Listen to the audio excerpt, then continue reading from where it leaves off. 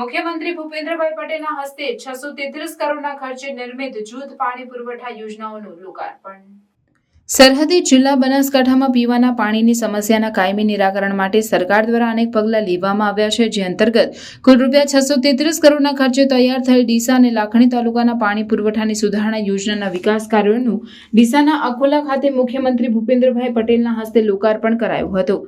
મુખ્યમંત્રી ભૂપેન્દ્રભાઈ પટેલે સમગ્ર યોજનાની ઝીણવટભરી માહિતી મેળવી પ્લાન્ટનું નિરીક્ષણ કર્યું હતું।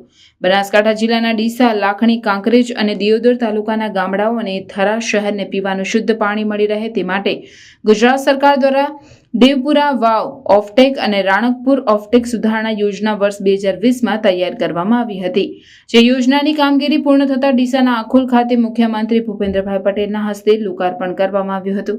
આ યોજનાથી ડીસા, લાખણી, કાંકરેજ, દિયોદર અને થરાના કુલ 192 ગામના કુલ 7 લાખ નાગરિકો માટે દૈનિક 6.40 કરોડ લીટર પીવાનું પાણી મળી રહેશે।